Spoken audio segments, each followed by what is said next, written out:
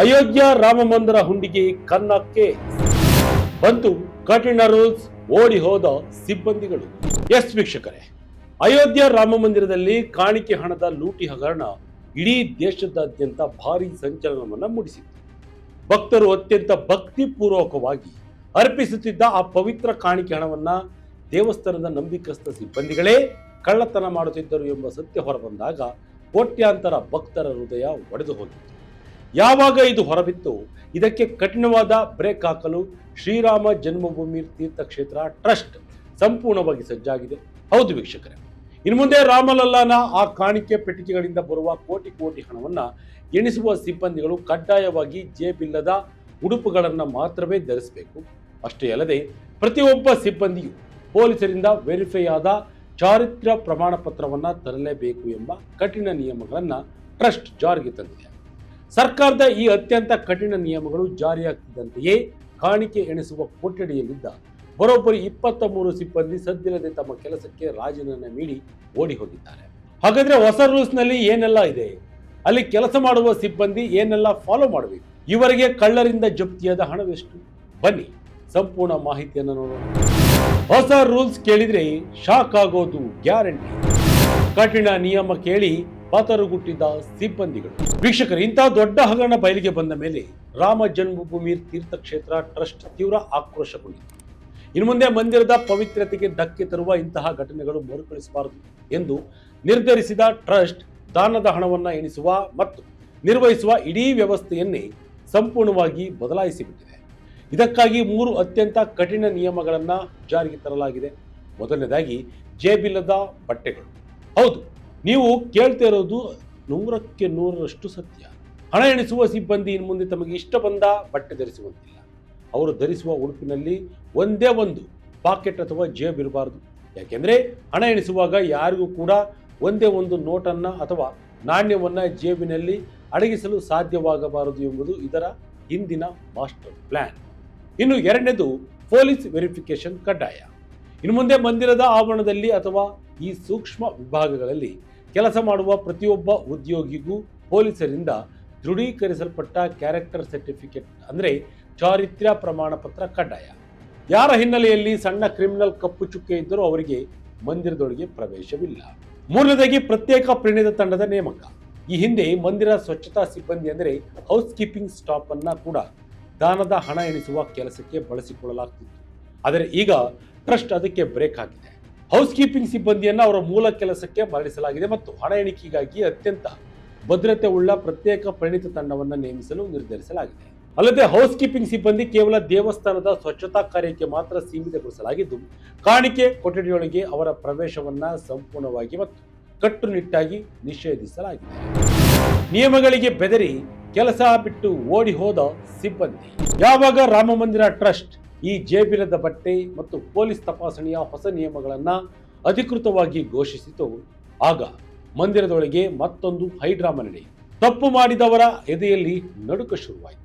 ಹೊಸ ನಿಯಮಗಳು ಜಾರಿಗೆ ಬಂದ ತಕ್ಷಣವೇ ಹಣ ಎಣಿಸುವ ವಿಭಾಗದಲ್ಲಿದ್ದ ಬರೋಬ್ಬರಿ 23 ಸಿಬ್ಬಂದಿ ಒಟ್ಟೊಟ್ಟಿಗೆ ತಮ್ಮ ಕೆಲಸಕ್ಕೆ ರಾಜೀನಾಮೆ ನೀಡಿದ್ದಾರೆ.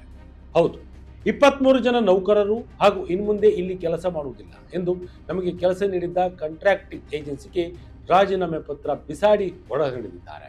ಇದು ಈಗ ಸಾರ್ವಜನಿಕ ವಲಯದಲ್ಲಿ ದೊಡ್ಡ ಸಂಶಯವನ್ನ ಹುಟ್ಟುಹಾಕಿದೆ. ಕೇವಲ ಜೇಬಿಲ್ಲದ ಬಟ್ಟೆ ಧರಿಸಲು ಮತ್ತು ಪೊಲೀಸ್ ವೆರಿಫಿಕೇಶನ್ ಮಾಡಿಸಿಕೊಳ್ಳಲು ಇವರಿಗೆ ಇದ್ದ ತೊಂದರೆಯಾದರೂ ಏನು? ಹಾಗಾದರೆ ಈ 23 ಜನರ ಪೈಕಿ ಇನ್ನೂ ಕೆಲವರು ಈ ಲೂಟಿ ಹಗರಣದಲ್ಲಿ ಭಾಗಿಯಾಗಿದ್ದಾರೆ.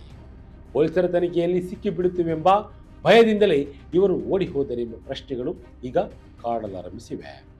ಪ್ರಸ್ತುತ ಟ್ರಸ್ಟ್ ಈ ಖಾಲಿ ಇರುವ ಜಾಗಗಳಿಗೆ ಹೊಸ ಮತ್ತು ಪ್ರಾಮಾಣಿಕ ಸಿಬ್ಬಂದಿಗಳನ್ನು ಕಠಿಣ ನಿಯಮಗಳ ಅಡಿಯಲ್ಲಿ ನೇಮಕ ಮಾಡಿಕೊಳ್ಳಲು ಮುಂದಾಗಿದೆ.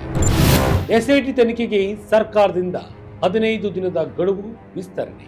ವೀಕ್ಷಕರೇ, ರಾಮ ಮಂದಿರದ ಈ ಮಹಾ ಕಾಣಿಕೆ ಹಗರಣದ ತನಿಖೆಯನ್ನ ಅತ್ಯಂತ ವೇಗವಾಗಿ ನಡೆಸುತ್ತಿರುವ ವಿಶೇಷ ತನಿಖಾ ದಳಕ್ಕೆ ಅಂದರೆ ಎಸ್ಐಟಿಗೆ ಉತ್ತರ ಪ್ರದೇಶದ ಯೋಗಿ ಆದಿತ್ಯನಾಥ್ ಸರ್ಕಾರ ಜುಲೈ 1ರಂದು ತನಿಖಾ ವ್ಯಾಪ್ತಿಯನ್ನು ವಿಸ್ತರಿಸಲು ಹೆಚ್ಚುವರಿಯಾಗಿ 15 ದಿನಗಳ ಕಾಲಾವಕಾಶವನ್ನು ನೀಡಿದೆ. ಈ ತನಿಖೆಯ ಬಿಸಿ ಹೆಚ್ಚಾಗ್ತಿದ್ದಂತೆ ಟ್ರಸ್ಟ್ನ ಅತ್ಯಂತ ಪ್ರಭಾವಿ ಜನರಲ್ ಸೆಕ್ರೆಟರಿಯಾಗಿದ್ದ ಚಂಪತ್ ರಾಯ್ರವರು ತಮ್ಮ ಸ್ಥಾನಕ್ಕೆ ರಾಜೀನಾಮೆ ನೀಡಿದ್ದಾರೆ. ಚಂಪತ್ ರಾಯ್ರವರ ವೈಯಕ್ತಿಕ ಚಾಲಕ ಟಿನ್ನು ಯಾದವ್ ಈ ಕಳ್ಳತನದ ಪ್ರಮುಖ ಸೂತ್ರಧಾರನಾಗಿದ್ದರಿಂದ ಹಾಗೂ ಆತನಿಗೆ ಕೌಟುಂಬಿಕ ಪ್ರಭಾವ ಬಳಸಿ ಕೆಲಸ ಕೊಡಿಸಲಾಗಿತ್ತು ಎಂಬುದು ಸಾಬೀತಾಗಿದ್ದರಿಂದ ತೀವ್ರ ಆಕ್ರೋಶಗೊಂಡ ಟ್ರಸ್ಟ್ ಈ ಸರ್ಕಾರ ಚಂಪತ್ರಯವರ ರಾಜೀನಾಮೆಯನ್ನ ಪಡೆದುಕೊಂಡಿದೆ. ಈವರೆಗೆ ಕಳ್ಳರಿಂದ ಜಪ್ತಿಯಾದ ಹಣವೆಷ್ಟು? ಕದ್ದ ಹಣದಲ್ಲಿ ಲವರ್ಗೆ ಐಫೋನ್ ಗಿಫ್ಟ್. ಎಸ್ ವೀಕ್ಷಕರೇ, ರಾಮಲಲ್ಲಾನ ಕಾಣಿಕೆಯನ್ನ ದೋಚುತ್ತಾ ಇದ್ದ ಈ ವಂಚಕರಿಂದ ಪೊಲೀಸರು ಇದುವರೆಗೆ ಜಪ್ತಿ ಮಾಡಿರುವ ಹಣದ ವಿವರ ಕೇಳಿದ್ರೆ ನೀವು ಅಕ್ಷರ ಸಹ ಬೆಚ್ಚಿ ಬೀಳ್ತೀರಾ. ಮೊದಲನೇದಾಗಿ ಪ್ರಮುಖ ಆರೋಪಿಯಾದ ಪ್ರಾಥಮಿಕ ಶಾಲಾ ಶಿಕ್ಷಕ ಅವಿನಾಶ್ ಶುಕ್ಲಾನಿಂದ ಬರೋಬ್ಬರಿ 20.39 ಲಕ್ಷ ರೂಪಾಯಿ ನಗದು ಹಣ, ವಿದೇಶಿ ಕರೆನ್ಸಿಗಳು ಮತ್ತು ಭಾರಿ ಚಿನ್ನ ಜಪ್ತಿಯಾಗಿದೆ. ಈತನಿ ಶೌಚಾಲಯದ ಬ್ಲೈಂಡ್ ಸ್ಪಾಟ್ಗಳಲ್ಲಿ ಹಣ ಬಚ್ಚಿಡ್ತಾ ಇದ್ದ ಕಳ್ಳ. ಇನ್ನು ಕರುಣೇಶ್ ಪಾಂಡೆಯಿಂದ ಬರೋಬ್ಬರಿ 18.07 ಲಕ್ಷ ರೂಪಾಯಿ ನಗದನ್ನು ವಶಪಡಿಸಿಕೊಳ್ಳಲಾಗಿದೆ. ಮೂರನೇ ಆರೋಪಿ ಅನ್ಕಲ್ಫ್ ಮಿಶ್ರನಿಂದ 16.82 ಲಕ್ಷ ರೂಪಾಯಿ ಜಪ್ತಿ ಮಾಡಲಾಗಿದೆ. ಕೇವಲ 15,000 ಸಂಬಳ ಇದ್ದ ಈತ 65 ಲಕ್ಷದ ಮನೆ ಕಟ್ಟಿದ್ದ. ನಾಲ್ಕನೇ ಆರೋಪಿ ಮಾಜಿ ಕಾರ್ ಮೆಕ್ಯಾನಿಕ್ ಲಬಕುಶ್ ಮಿಶ್ರನಿಂದ ಬರೋಬ್ಬರಿ 14.25 ಲಕ್ಷ ರೂಪಾಯಿ ನಗದು ಸೀಜ್ ಆಗಿದೆ. ಐದನೇ ಆರೋಪಿ ರಾಮಶಂಕರ್ ಮಿಶ್ರನಿಂದ 7.32 ಲಕ್ಷ ರೂಪಾಯಿ ನಗದನ್ನ ವಶಪಡಿಸಿಕೊಳ್ಳಲಾಗಿದೆ. ಆರನೇ ಆರೋಪಿ ಚಾಲಕ ಟಿನ್ನು ಯಾದವ್ನಿಂದ ಬರೋಬ್ಬರಿ 1 ಲಕ್ಷ ರೂಪಾಯಿ ನಗದನ್ನ ಪೊಲೀಸರು ಜಪ್ತಿ ಮಾಡಿದ್ದಾರೆ.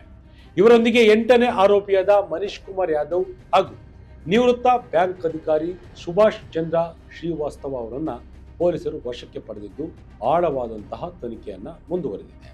ಇದರಲ್ಲಿ ಒಬ್ಬ ಕದ್ದ ಹಣದಲ್ಲಿ ತನ್ನ ಗರ್ಲ್ ಫ್ರೆಂಡ್ಗೆ ಐಫೋನ್ ಕೊಡಿಸಿದ್ದು ಬೆಳಕಿಗೆ ಬಂದಿದೆ. ಮಹಾಭ್ರಷ್ಟರಿಗೆ ತಕ್ಕ ಶಿಕ್ಷೆ ಆಗುತ್ತಾ? ಹೊಸದಾಗಿ ನೇಮಕವಾಗ್ತಿದೆ ಸಿಬ್ಬಂದಿ ತಂಡ. ವೀಕ್ಷಕರೇ, ಅಯೋಧ್ಯೆಯ ರಾಮಲಲ್ಲನ ದರ್ಶನ ಪಡೆದು ಭಕ್ತರು ತಮ್ಮ ಆಸ್ತಿ ಹಣವನ್ನು ಅತ್ಯಂತ ಪವಿತ್ರ ಭಾವನೆಯಿಂದ ರಾಮನ ಪಾದಕ್ಕೆ ಅರ್ಪಿಸುತ್ತಿದ್ದರೆ ಇಂತಹ ಕೀಳುಮಟ್ಟದ ಕಳ್ಳರು ಭಕ್ತರ ಪವಿತ್ರ ಕಾಣಿಕೆಯನ್ನು ಕದ್ದು ಜೇಬಿ ತುಂಬಿಸಿಕೊಳ್ತಾ ಇದ್ರು. ಈ ಹಗರಣ ಹೊರಬಂದ ತಕ್ಷಣ ಇಡೀ ದೇಶದಾದ್ಯಂತ ಭಾರಿ ಆಕ್ರೋಶ ವ್ಯಕ್ತವಾಗಿತ್ತು. ಇದೇ ಕಾರಣಕ್ಕೆ ಈಗ ಸರ್ಕಾರ ಮತ್ತು ಟ್ರಸ್ಟ್ ಅತ್ಯಂತ ಬಿಗಿ ಭದ್ರತೆಯನ್ನ ತಂದಿದೆ. ಇನ್ನು ಮುಂದೆ ಈ CCTV ಬ್ಲೈಂಡ್ ಸ್ಪಾಟ್ಗಳನ್ನೆಲ್ಲ ಕಂಪ್ಲೀಟ್ ಆಗಿ ಕ್ಲೋಸ್ ಮಾಡಲಾಗಿದ್ದು, ಕಾಣಿಕೆ ಎಣಿಸುವ ಪ್ರತಿಯೊಂದು ಕ್ಷಣವನ್ನ ಅತ್ಯುನ್ನತ ತಂತ್ರಜ್ಞಾನದ ರಾಡರ್ ಹಾಗೂ ಸೆನ್ಸರ್ಗಳ ಕಣ್ಗಾವಲಿನಲ್ಲಿ ಇಡಲು ನಿರ್ಧರಿಸಲಾಗಿದೆ. ಇನ್ನು ಮುಂದೆ ದೇವಸ್ಥಾನದ ಪ್ರತಿಯೊಬ್ಬ ನೌಕರನು ಪಾರದರ್ಶಕ ಆಡಳಿತ ವ್ಯವಸ್ಥೆಗೆ ಒಳಗಾಗಬೇಕಾಗುತ್ತದೆ.